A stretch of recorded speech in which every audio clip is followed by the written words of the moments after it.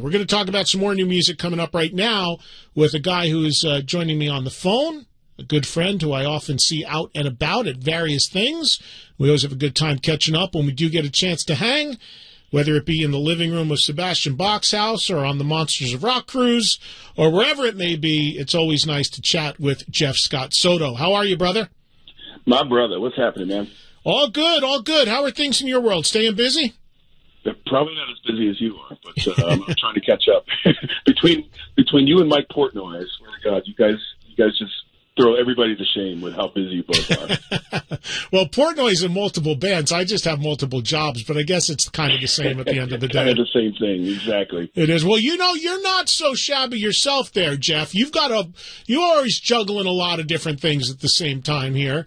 And you got Soto going right now with the new album, Origami. How's this whole thing going for you so far? It's been great. I mean, just the fact that we've got we're under the same umbrella as Sons of Apollo. We're on the Inside Out Music, distributed through Century Media and Sony, which is it's a beautiful thing to be 53 years old to say I'm on Sony. It's just a glorious thing in this day and age, especially what's going on in the climate of music today.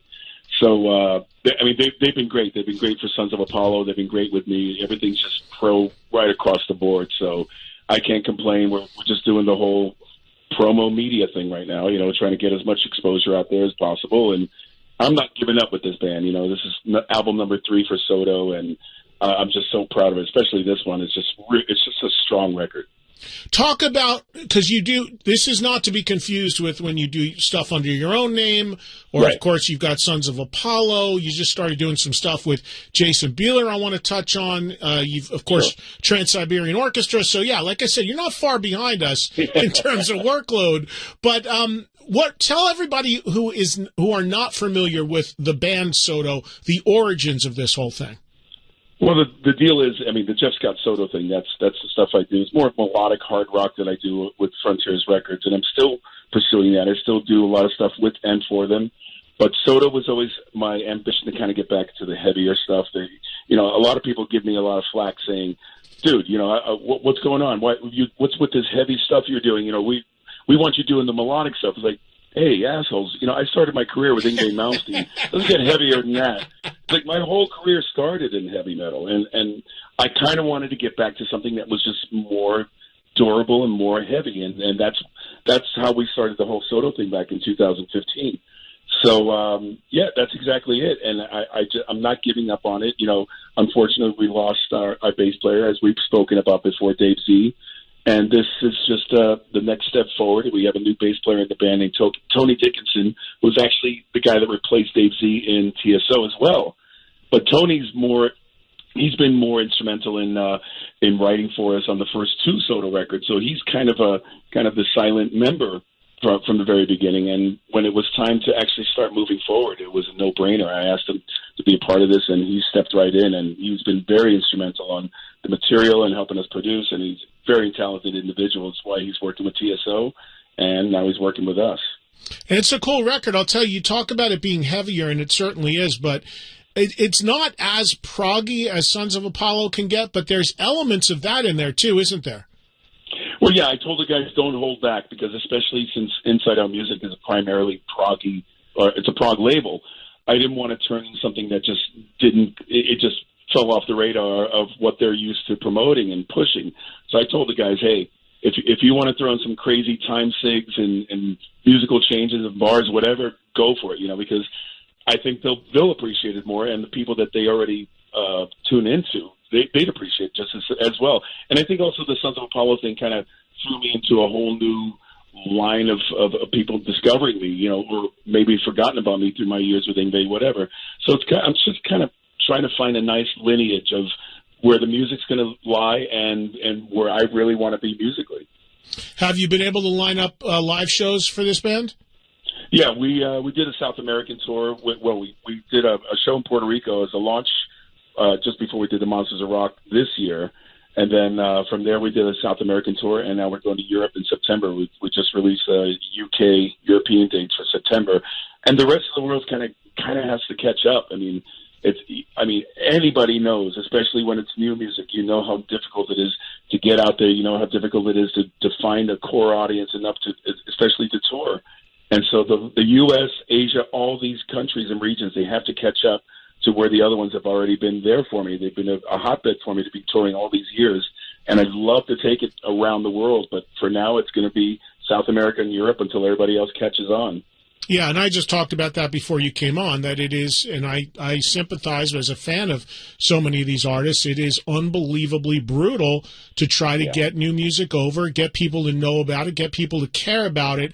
And I have this old saying that I say all the time. It's like, the great news in today's world is anybody can release and make music. The bad news is anybody can make and release music. Exactly. Because it just makes for a really, it used to be like, okay, you just mentioned your record came out through Sony.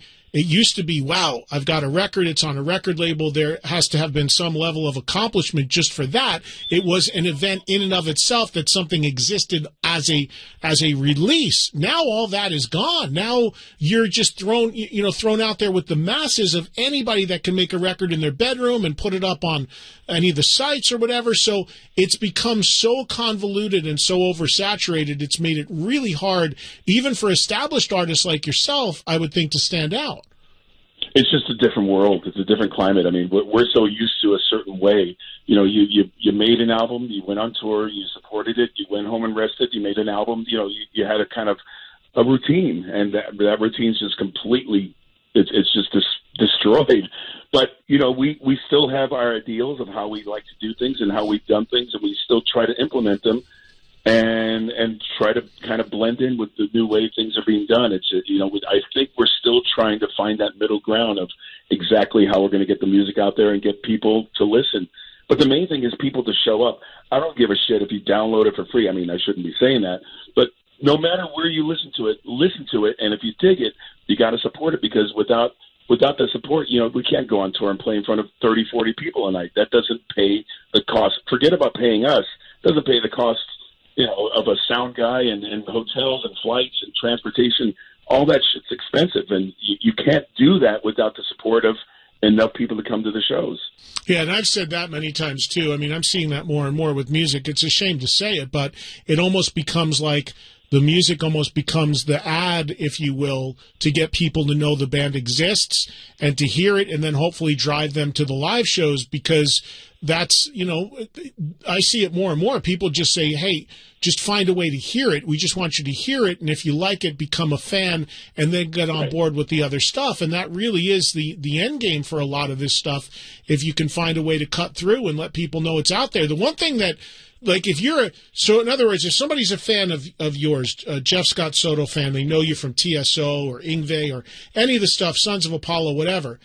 The one thing that drives me bonkers is people need to just then follow that artist. In other words, get on their social media, know what they're doing, know that person has another band, and like you said, at least get some ears on it. If you don't like it, that's fair. Then you just move on and you don't. But if you like it, at least be aware of it. To me, Jeff, that's the biggest challenge with so many artists, whether they're established or new, trying to release music, trying to get something going, is to let people be aware of it and find a way to be aware of it above and beyond the fray. It really is the biggest challenge. No, you're preaching to the choir. I mean, the worst thing I experienced when we release dates to any tour, any shows, we just put the UK European dates out, and then you see a long list of people saying, when are you coming to Brazil? When are you coming to South America? Yeah, assholes, we were just there. Where were you? Yeah. That drives me just insane. Well, me too. I mean, minutes ago, I had a guy call into the show and tell me he's a huge UFO fan and ask me what's going on with UFO. And I'm like, they're on a farewell tour. Like, wait a minute. I can't even process it, because it's like, again, if you proclaim to be a huge fan, if you call, hey, I'm a casual fan, or I was just kind of wondering, but when you preface it with, I'm a huge fan, like, I'm a huge UFO fan. I know everything they've done and everybody who's in the band and everything that's going on. Like, in today's world with the internet, it's inexcusable to call yourself a fan of something and not know what that band or artist is doing. It just is. It doesn't make sense. Well, I'm going to give you props again. Every time we speak, I always throw you props, because, as I've said it a bunch of times already, you are kind of like our ambassador. You are the man that stands up for our music, for everything that we've been doing for the past 30-some-odd years. And the things you say, I swear to God, I'm not just saying it because I'm your friend or we hang or whatever. I totally believe everything, and I follow everything you say, from your feelings about singing live and performing live to all the elements that, you know, if you're bitching or complaining about something, I'm right there with you, man. I couldn't be more with you with all the shit that you bring up all the time, because it's true. You know, you're in the crust of it. You know exactly what's going on, so you have no bones and no filter to talk about it. I love that about you. Well, I appreciate it, and you know that comes from experience, and that comes from, for me, having been around so long time. I mean, you know, I've just like you, I've put well over 30 years into this. So you just want to lay it out there and be as honest and honesty. I mean, a lot of people aren't going to they're not going to give.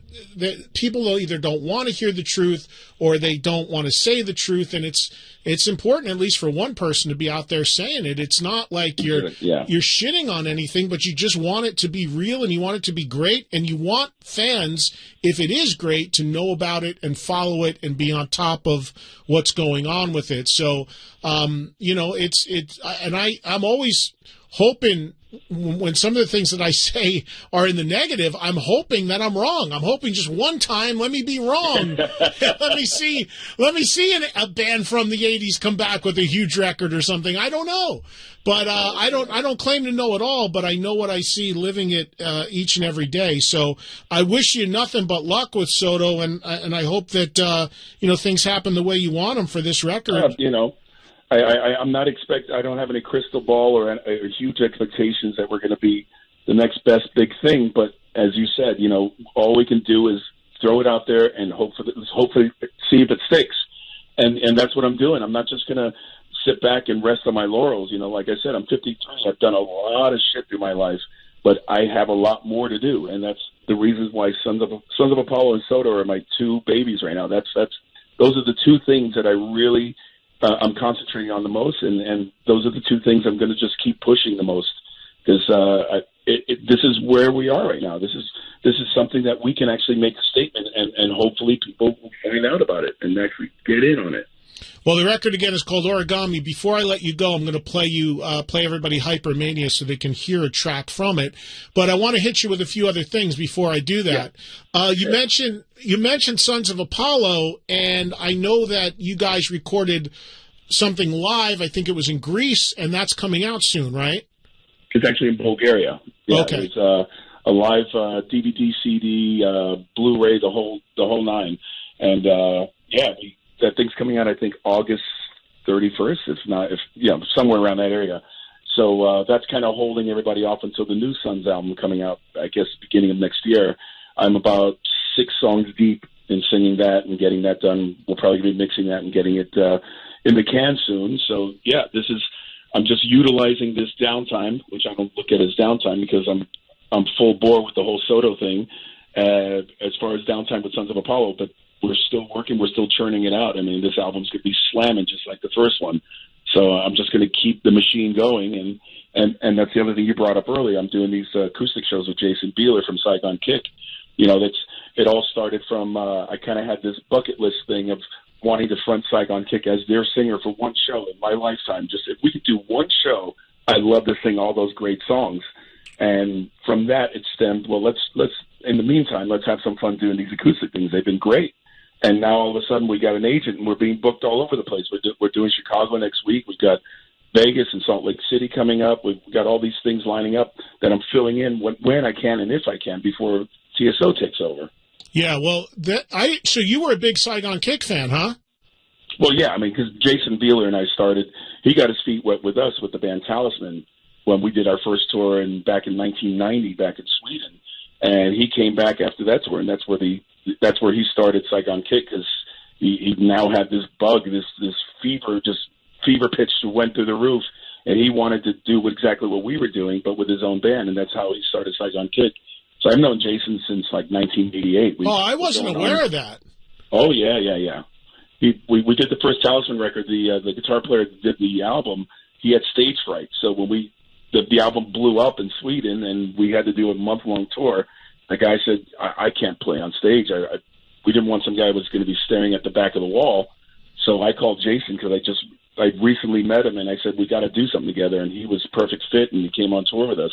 And so, that was before the first Saigon Kick record. Absolutely. How did you know him then? I met him through the original bass player, Tom DeFile, who I was auditioning for a solo project at that time that fell through back in 1988. And the guitar player that was on the demos he was playing, like, damn, who's this kid? And he told me all about Jason. I flew Jason out, and that's how we got to know each other. I think it was it must have been late 88, maybe early 89. I don't remember the exact timing, but that's when I first met Jason, and we kept in touch, and that's how he got the Talisman gig and led to Saigon Kick. I ended up singing a few songs background on the first Saigon Kick record. So, yeah, we're very tight. We've been very close and very tight for a long time. It's not just something that just came out of the blue.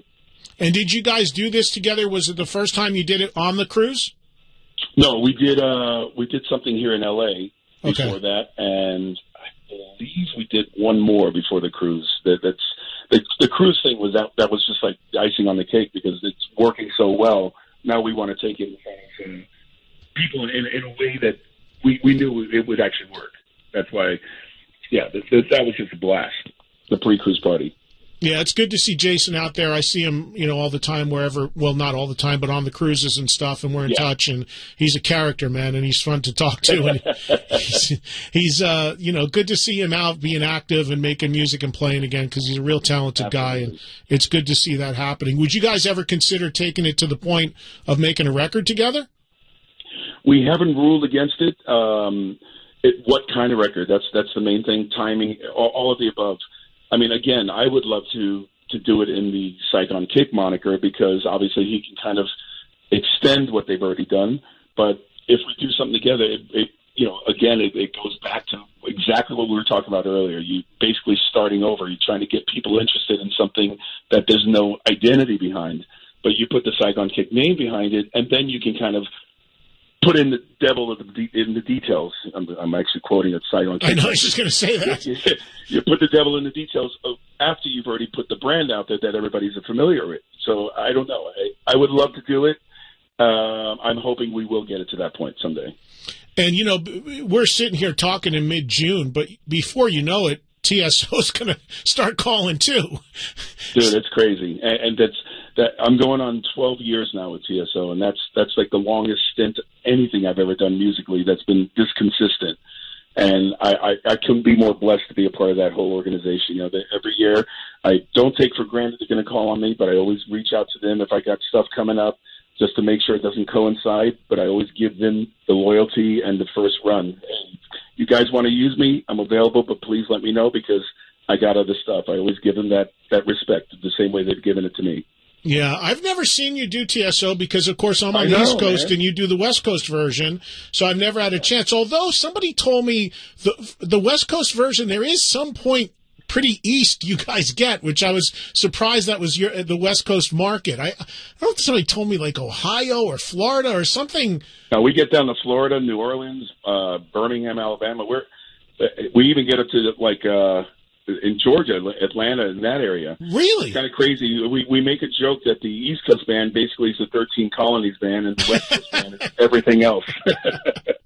Well, and you're not all that far from the New York, New Jersey area, so maybe this holiday season I'll get to see one of your performances there. And the last thing I wanted to ask you, you mentioned this guy's name a couple of times, and it's where everybody first heard you sing and saw you in his band, at least for me. Right. And that's Yngwie Malmsteen. And, over the years, Yngwie is an outspoken guy and has said things not only about you, but just singers in general, his regard for them. I mean, I just read an interview with him very recently where he's like, I can't deal with singers anymore. That's why I'm singing myself. And, when you hear stuff like that and you read some of the things that he says, I mean, what's your take on that? What is your position on your work with Yngwie and how you feel about it now? Well, Eddie, when we did that Hall of Fame, the Heavy Metal Hall of Fame thing earlier this year in Anaheim, I ended my acceptance speech with basically saying, from this point forward, I'm going to send nothing but love and respect to this guy. Yngwie is where I got my start. Yngwie's, he trusted me to step forward and front his band and sing his music. And basically, I was the guy that was chosen to move his solo career forward. That's huge for me. And with anything that's been said or done, whatever's happened through the years, that no one can ever take that away. And I will, at this point, I don't even want to say anything negative about the guy anymore. I just want to give nothing but love and respect for everything that I was able to accomplish with Yngwie, from Yngwie, and how it's led to where I am today. And the bottom line is, when I hear stuff like that, I don't take it to heart, because you know me. What you see is what you get. I'm a pretty easygoing guy. I'm not difficult to work with, to deal with, to talk to, etc. So I don't think I'm part of that equation when he's talking about these singers. If he said my name per se and said that kind of stuff, then I would probably feel like I had to defend myself.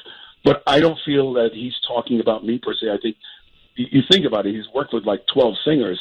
Somewhere along there, maybe 9 or 8 or 7, whatever the number is, he had to deal with what he's talking about. So I kind of get lumped into that mold. I don't think he's talking about me.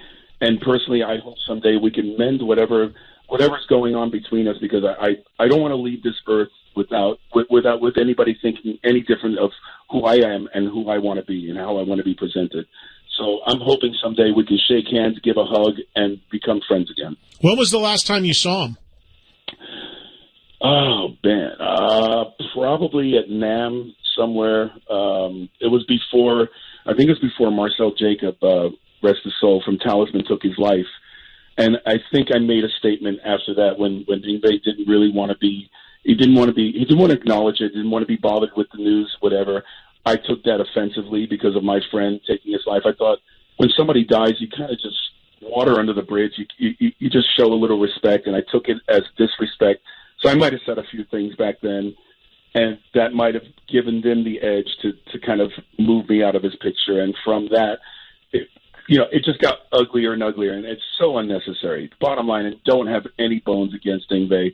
We were good friends for many years, for over a decade after my stint with him. We did, the Inspirations thing back in 1996 or whatever that was. There were so many hit and misses that we were supposed to get back together and do stuff together. I'd rather get back to where we were there than just continue mudslinging and throwing shit at each other and talking shit. I got nothing but love from the guy, and I hope this message gets out to him someday, that I want to mend these fences and move on with life. I want to leave this earth, feeling good about myself and him feeling good about me. The last thing on him, Jeff, I'm curious, because I've never had anything but good experiences with him, and I've known him forever. Do you think to some degree he's misunderstood at all? Absolutely. Since I've met him, he was misunderstood. That's why a lot of what he said in press, a lot of things were misquoted, especially back in the day when you do an interview on a tape recorder and you don't see the guy. Now at least things are your voice, and it's, if you say them, you said them. It's documented. It's out there. But early on, he was so misquoted, or he would say something that was taken out of context and that was put in. He absolutely was misrepresented in so many ways. And as you said, he doesn't really have a filter. He does speak his mind.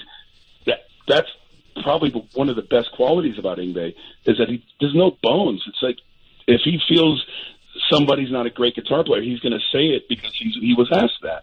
He's not just throwing him under the bus for the sake of throwing him under the bus. Somebody say, hey, what do you think of this guy from this band? He goes, I think he sucks. He's just telling you how he feels. He's not thinking about the repercussions that are going to come from it. Yeah, I actually kind of respect that. I mean, even if I don't agree with it, I do kind of respect people who I generally like people with no filter. I mean, I don't always have one myself, but I do like the fact that we're in this world where everything is so unbelievably sensitive and PC, for somebody to give an honest answer about just if they do or look, there's a nice way to say it and do it. Sure. But just to actually be honest, I think sometimes people are just in genuine shock that everything isn't the greatest record or every band isn't the greatest band, that somebody's willing to actually say that. It's kind of refreshing at times. Yeah, a lot of it comes from, you want everybody to like you. You don't want anybody to think you're an asshole, because it's so easy. It's so easy for the smallest thing to be blown into the biggest thing. I mean, Blabbermouth made it career out of that. That whole site is because of they can take something and make a major headline about it. It was completely out of context. So yeah, it's kind of funny, but I try to do my best to kind of be in the middle. I want to be honest. I want to be as brutally honest as I can, but I'm not going to do it in a way that's going to hurt anybody or it's going to make me look like an asshole for it. So you kind of, like you said, you kind of find that middle ground, and I don't think Yngwie really thought about that. I don't think he really stopped and thought, if I say that, I'm going to get blasted. I don't know. Yeah, that's interesting.